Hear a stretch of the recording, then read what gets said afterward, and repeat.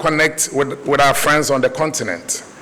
In doing so, one of the first things that I did was, together with my management team, embark on trips to our neighboring countries of La Côte d'Ivoire, and also to find out what they do differently from us to boost their revenue. More especially when La Côte d'Ivoire copied and lent this whole organization of Lotto from Ghana. Today, their proceeds far exceed that of ours, and in multiple proportions. Again, we're also to learn from them and incorporate into our operations some of the best practices. One of the striking things that I observed in Côte d'Ivoire was how they had used proceeds of Lotto to also spread cheers and support many communities. And all these projects were sponsored through the process and by the process of lottery, and we sought to implement same. Mr. Dramani Coulibaly, the Director General of the Loterie Nationale de la Côte d'Ivoire, popularly known as LONASI, that is the lottery body for Ivory Coast, also doubles as the president of the African Lotteries Association. I leveraged my relationship with him to get the NLA back into the association after being kicked out a few years ago for non-payment of dues and not conforming to the ALS ethics, values, and regulations. I'm happy to inform you that the NLA is now a member of the African Lottery Association and is working on its certification for responsible gaming.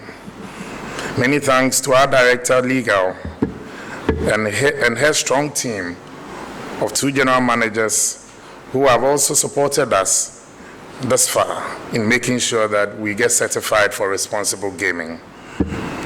We are hoping that the next sitting of the World Lottery Association and its Committee on Responsible Gaming will finally grant Ghana our certification for responsible gaming. You have a lot to gain from it if you are certified for responsible gaming. And we've gone through all the processes and finally submitted our final proposal to the WLA for consideration. On my numerous visits to Nigeria, again together with some management members, and also to meet Mr. Larry Gbajabiamila, the Director General of the Nigerian Lottery Regulatory Commission, to discuss the payment of royalties to Ghana, since they have been using our draw numbers for the past 25 years without paying a dime to Ghana. When you get to Nigeria, they refer to the Ghanaian game as Ghana Lotto. The Nigerians have enjoyed the benefits of playing our games because of the high standards of our draw integrity, but had not paid a pesewa to Ghana over the last 25 years. These trips yielded results, and that I'll go into and discuss further when I get to our second achievement, raising revenue. Again, in May 2022, at the seminar of the African Lottery Association Conference in Morocco, Casablanca, and Marrakesh, respectively, the NLA did put in a bid to host the seminar on responsible gaming in December 2022. After the back and forth, the African Lottery Association granted the NLA the opportunity to host the seminar on responsible gaming for the first time. It is instructive to note that Ghana had been a member of the ALA in times past, and as I said, we only lost our standing within it some few years ago. We even had, and for the benefit, Colonel BP was even ALA president some years ago. After the NLA winning the bid to host the seminar on responsible gaming, we did not rest there. In October 2022 in Vancouver, Canada, at the summit of the World Lottery Association, we once again got the opportunity to raise at the General Assembly and to meet the leadership of the World Lottery Association, and invited Madam President, Madam Rebecca Paul, and the General Secretary of the WLA, Madam Lane Reuter, to the NLA's 60th anniversary. For this, they graciously agreed, as it was the first time the president of the association was visiting the Sub-Sahara to attend an event of the World Lottery Association. Until 2006, NLA was known as the Department of National Lotteries, DNL, and was birthed with the assistance of the Maltese government, who seconded the Maltese official, Mr. William Francis Brennan, to Ghana to help set up our lottery institution. This was at the request of Ghana's first president, Osajifo Dr. Kwame Nkrumah, after a delegation of Ghanaians who visited there realized that there was a game that was raising revenue for the people of Malta and assisted them in so many ways. The Maltese government responded to the call of Osajifo and gave us the first Maltese official to assist us in setting up this institution over 60 years ago. Unfortunately, the NLA had not been there to say thank you for over 60 years that the Maltese government did help us to set up what we have today as the NLA. We could not have held this program without the blessing of our mother authority in Malta.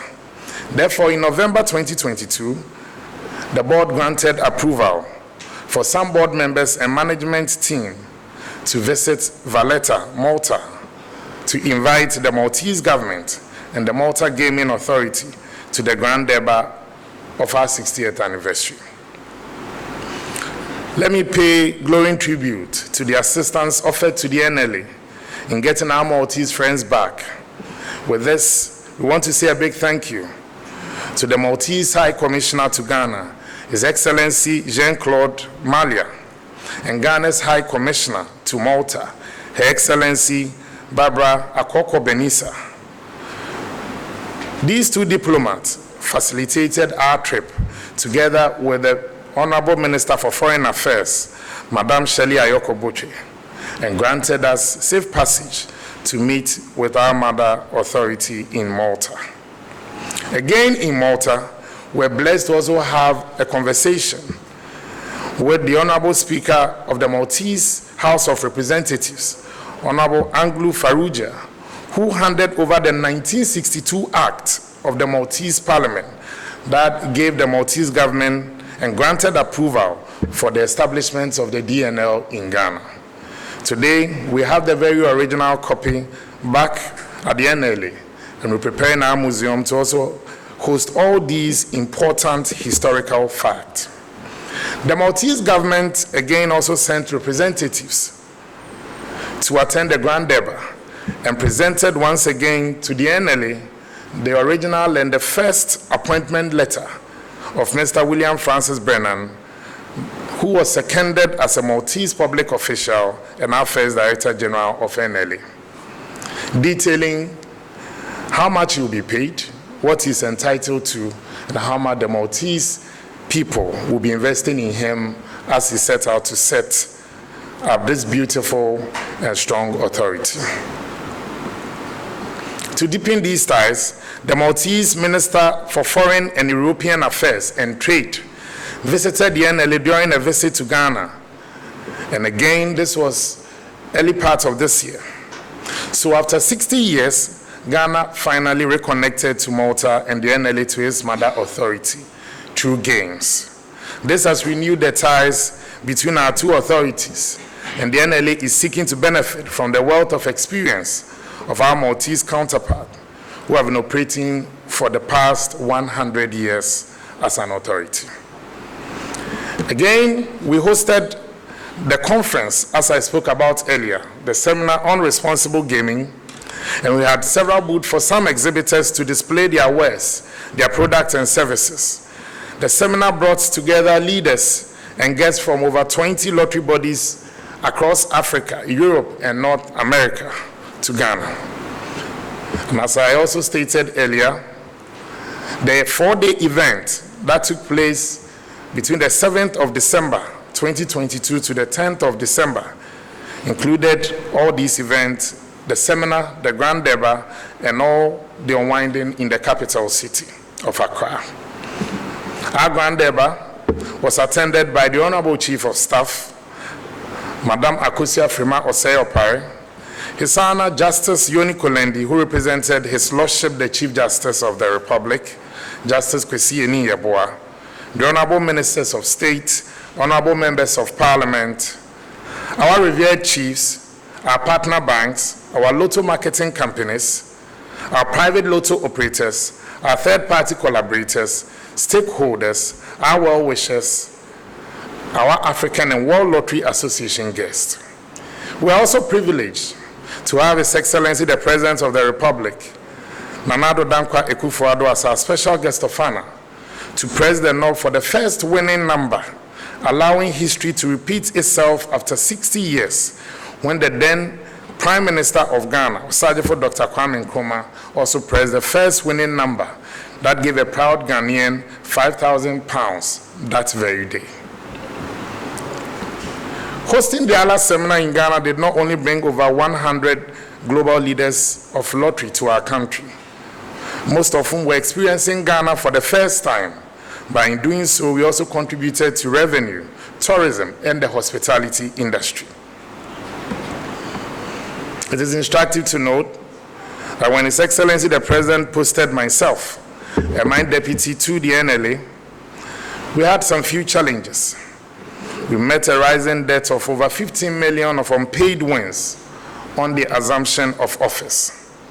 As of now, we have cleared a greater part of the debt, and we continue to make efforts together with my very competent and solid management team to clear the outstanding debt. We have now developed the instant pay, which is a *389 *1000 hash for players to instantly redeem their wins of up to 1,200 cedis after every evening draw. In partnership with our corporate lotto marketing companies, LMCs, we call them, we have also instituted the prize payment centers in our regional offices nationwide for wins up to 12,000 Ghana cedis. Again, when we got to the NLA, as I said, when His Excellency posted me and my deputy there, we had to also, together with the board, renegotiate some deals that were already existing. For instance, the KGL Group, as at 2021, were paying 25 million cedis to the NLA as our share of the revenue, and for them as our online partner. After several months of renegotiation, and for the avoidance of doubt, per the earlier arrangement, the KGL was supposed to continue paying 30 million in 2022, 35 million in 2023, and so on. But we renegotiated it to start from 50 million cedis in 2022, with 3 million cedis in addition for stabilization fund of our LMCs, and 2 million cedis as their support for good causes, since lottery is all about good causes. Someone may ask, what is stabilization fund in the NLA's architecture? We believe that technology and digitalization has adversely affected our old partners, LMCs, who used to sit in the kiosk and who sit in the kiosk. To cushion them in this age of digitalization and for them to also remain competitive, we continue to also support them from our online partner as a share of the contribution towards cushioning them. In addition, and again this year, the governing board, together with the management, we also renegotiated the KGL deal in a 10-year license for them to start with 65 million cedis revenue to NLA this year. We have been aggressive in exporting our games to other countries and for royalties. With a typical example I gave you earlier of the Nigerian experience, where for over 25 years they were playing our games and our numbers for free, where they pirate our numbers to pay wins in Abuja, Lagos, and across the Republic of Nigeria. We told our African brothers that we are happy that they continue to enjoy our games, but these games did not arrive by sudden flight. It had to take our management team, our staff, to develop this game. So Nigeria, to start with, will be paying the NLA through their partnership with KGL, they'll be paying 18 million cedis to the NLA as additional revenue to the NLA this year. And same with La Côte d'Ivoire, who also continue to also pirate our numbers. And in Ivory Coast, they call it Lotto Ghanaian. The Ivorians, also through their partnership with our online partner, will be paying 13 million cedis to the NLA. This means that this year, the NLA from our renegotiated deal with the KGL will be paying 92 million cedis as their revenue share to the NLA. This is a major improvement and a major boost from what we inherited some 18 months ago. We have also begun engagements with Burkina Faso. And let me also state that some few months ago, we happened to also host another African Lottery Association conference in Marrakesh, Morocco, where we began negotiations and discussion with Burkina Faso and Niger to trade our games and collaborate with them. We believe that when all these also should go through, NLA can also rein in additional revenue to support national development. Licensing of private lotto operators. To sanitize the lottery space and aggressively deal with the activities of the axis of evil of illegal operators, the NLA started the process under my previous colleague, my predecessor, together with the board to license these operators annually. Again this year, those who picked forms and are currently undergoing the scrutiny of the board paid 1.5 million cedis to enjoy our games. And also, if they also want to have a bite of the Veterans Administration Ghana's game, that's the VAG Lotto, they're also paying additional 500,000 cedis. This is so because the NLA operates the VAG game on behalf of the veterans of Ghana. And we also owe it as an obligation to support them on a monthly basis for their upkeep. The NLA, as part of the collaboration with the military, we support our veterans in terms of their medical coverage, in terms of their participation in international veterans activities, and also just last year also presented them with a brand new 4x4 vehicle to aid the running of the Office of the Veterans Administration Ghana. Again, the PLOs are required to also pay a fixed figure to support our Good Causes Foundation. We've signed on new collaborators as well, and these third-party collaborators, we are seeking to bring in more revenue and some innovative and exciting games. We currently have Zeta Technology, Blue Star High Tech, Fortune Synergy, among others. It is our considered belief that in the next 2 to 3 months, we will have Zeta, Fortune Synergy, and the rest also going live to develop a non-590 game for the Ghanaian public. Blue Star High Tech is also one of our TSPs, signed on by the board and also licensed as a PLO to also provide an end-to-end solution to also help us to combat the activities of the illegal operators.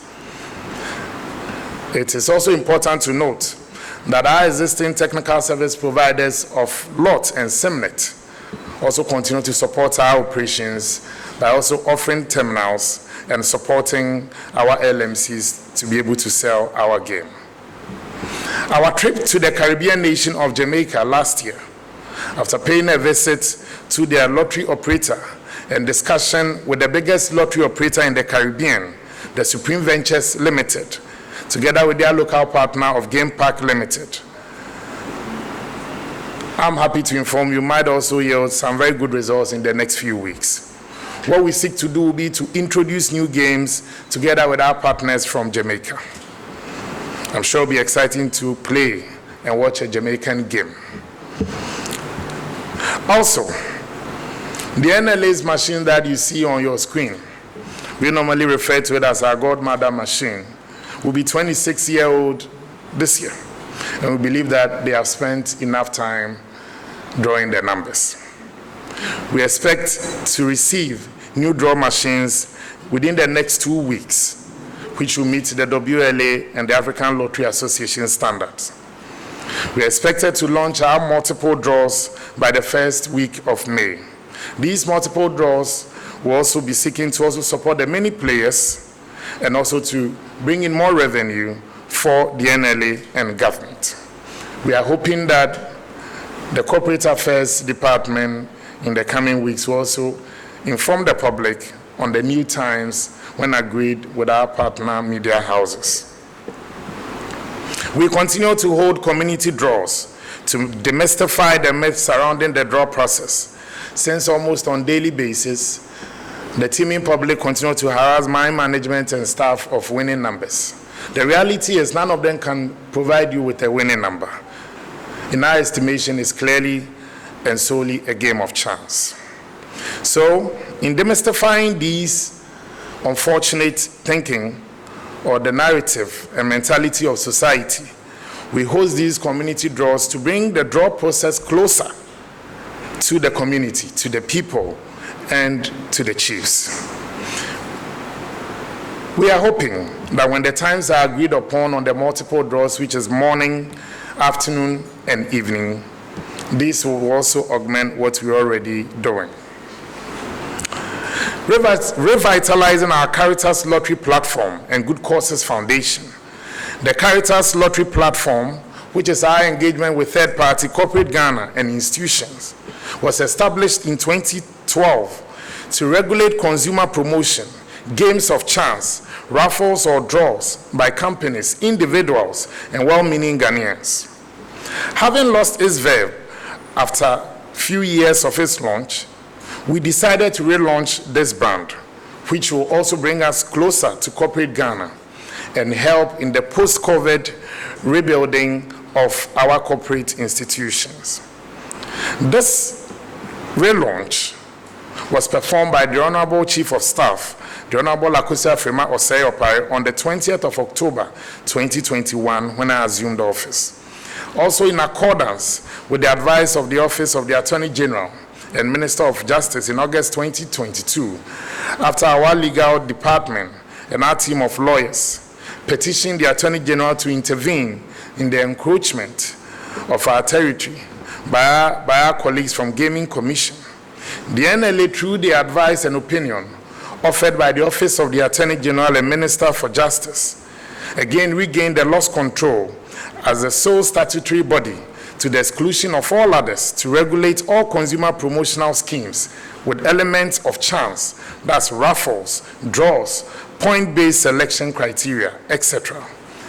This landmark opinion, in our view, brings finality to the age-long tussle between us and the Gaming Commission as to who has the sole mandate to regulate consumer promotion that has raffles, draws, point-based selection criteria as a format.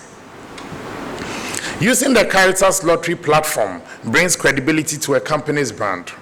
And again, I'm happy to state that the proceeds from the Caritas Lottery Platform go in to support our Good Causes project.